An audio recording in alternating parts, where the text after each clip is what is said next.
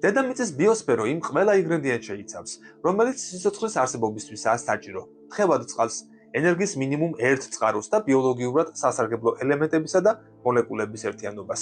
თუმცა არ უნდა დაგვავიწყდეს, რომ სიცოცხლისთვის საჭირო ამ ინგრედიენტთაგან ზოგიერთი ჩვენს მზის სისტემაში სხვა ადგილებშიც არსებობს.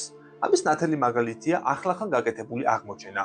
ვენერას ღრუბლებში ფოსფინის არსებობა, რომლის წყაროც მიკრობები შეიძლება იყოს. თუმცა ჩვენს მზის სისტემაში არსებობს სხვა 4 ციური სხეული, რომელიც სიცოცხლის არსებობისათვის ყველაზე დამაიმედებლად გამოიყურება. ასეთებია: პლანეტა მარსი, იუპიტერის თანამგზავრი ევროპა, იუპიტერის კიდევ ერთი თანამგზავრი ენცელადი და სატურნის თანამგზავრი ტიტანი. ამით ირკვევა, რომ მეცნიერები ჩვენს მზის სისტემაში მხოლოდ ერთ პლანეტას განიხილავენ სიცოცხლისთვის ვარგისად. დანარჩენები კი პლანეტების თანამგზავრებია. მარსი ერთ-ერთია იმ სამყაროებს შორის, რომელიც დედამიწას ძალიან ჰგავს. ამ პლანეტაზე დღეში 24 საათია.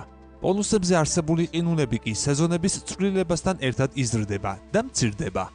მას ასევე ზედაპირზე დამახასიათებელი ნიშნები აქვს, რომლებიც პლანეტის ადრეულ პერიოდში წყალმა შექმნა. სამხრეთ პოლუსის ყინულის ქვეშ ტბის აღმოჩენამ და ატმოსფეროში მეთანის პოვნამ მარსი სიცოცხლის არსებობისათვის საინტერესო კანდიდატად აქცია. მეთანის აღმოჩენა მნიშვნელოვანი იმიტომაა, რომ მისი წარმოქმნა ბიოლოგიური პროცესებითაა შესაძლებელი. თუმცა მარსზე მისი წარმოქმნის ზუსტი წყარო ჯერჯერობით ჩვენთვის ცნობილი არაა. ეს ყველაფერი შეიძლება იმაზე მიგვანიშნებდეს, რომ მარსზე ოდესღაც ბევრად ლმობიერი გარემო არსებობდა. დღეს პლანეტას ძალიან თხელი, მშრალი ატმოსფერო აქვს, რომელიც უმეტესწილად ნახშირორჟანგისგან შედგება.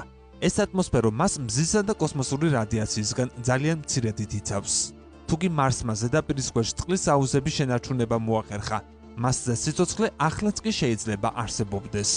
ევროპა გალილეო გალილეიმ 1610 წელს იუპიტერის 3 სხვა თანამგზავრთან ერთად აღმოაჩინა. იგი დედამიწის მთვარეზე ოდნავ პატარაა და გიგანტური პლანეტის გარშემო 670,000 კილომეტრის დაშორებით ბრუნავს. იუპიტერისა და სხვა თანამგზავრების გრავიტაციული ძალების გამო კი ევროპა მუდმივად იკუმშება და იძელება. ასტრონომებს მიაჩნიათ, რომ თანამგზავრი გეოლოგიურად დედამიწის მსგავსად აქტიურია, რადგან ძლიერი მოქცევითი ძალები მის ქვიან ლითონის შიგთავს ათბობს და სანახევროდ გამდნარ სტოვებს. ევროპის ზედაპირი წყლის ყინულებითაა დაფარული და გავრცელებული ჰიპოთეზის თანახმად ამ გაყინული ზედაპირის ქვეშ თხევადი წყლის ფენაა, გლობალური ოკეანე, რომელსაც გაყინვისგან აღნიშნული მოქცევითი ძალები იცავს. ეს ოკეანე შესაძლოა 100 კილომეტრის სიღრმის იყოს. ოკეანის არსებობას ამტკიცებს ყინულის ზედაპირის ნაპრალებიდან გეიზერების ამოფრქვევაც,